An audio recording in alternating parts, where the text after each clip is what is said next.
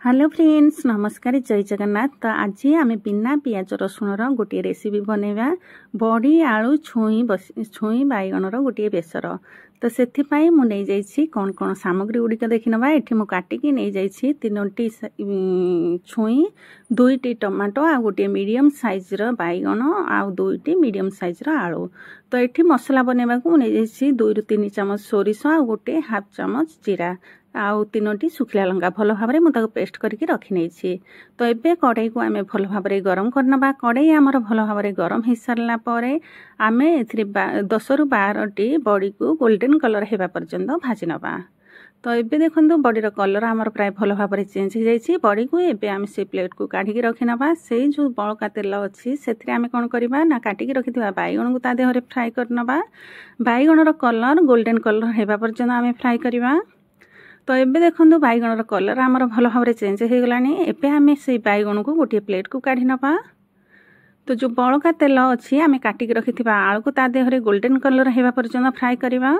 तो देखो आलूर कलर भल भाव चेंज हो सारापर आम काटिकी रखि से टमाटो को ता देहरे ऐड करनवा। तो 2 ରୁ 3 मिनिट भल भाव आम कुक करवा। तो ये 2 ରୁ 3 कप भाया आम नहीं जा पानी, जेहेतु आम ग्रेवी बनवाई ये 2 ରୁ 3 कप मुझे नहीं पानी। जो मसला को आम रखी से मुझे हाफ कप पानी। तो मसला को मुझे भाव कौन करी ना सोरिषर चोपाटा तले पड़ी रही जो कि आम देह भर को जाए से किसी क्षति न कर। तो ये आम नहीं गोटे चामच हल्दी पाउडर आउ हाफ चामच लंका पाउडर आ स्वाद अनुसार लुण। जेहेतु आम लंका बाटी ये मुझे हाफ चामच लंका यूज करी। आपन को जो अनुसार राग भल लगे से अनुसार आपड़ नहीं पारे। तो ये आम घोड़नी घोड़े 5 ରୁ 7 मिनिट भल भाव कुक करना। आलू देखा आमर आलू सीझिला ना सीझिनी। आलू प्राय आमर 60% भाया सीझी सारापर आम छुई को ता देहरे ऐड करनवा। तो मीडियम फ्लेम रे आम 5 ରୁ 7 मिनिट पुणी छुई को सीझा पर्यंत आम छाड़े नवा।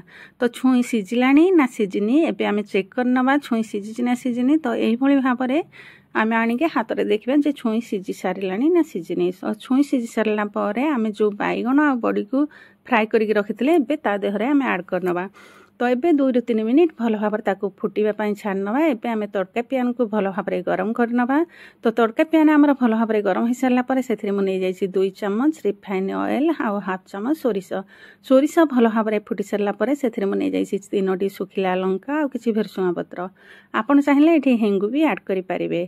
तो ये आम जो तरकारी को बनई रखी ता देहरे एबे आम तड़का लगे नवा। तो देखंतु केते सुंदर भाव आमर तड़काटी बनी जाइए।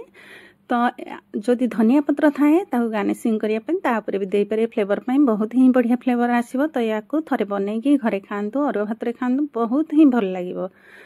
तो जदि आपको भिडियोटी भल लगी था लाइक शेयर सब्सक्राइब करने को जमार भी भूलुनी। रोची नमस्कार, जय जगन्नाथ। पुणी देखा हम आ गोटे नुआ भिडियो रे।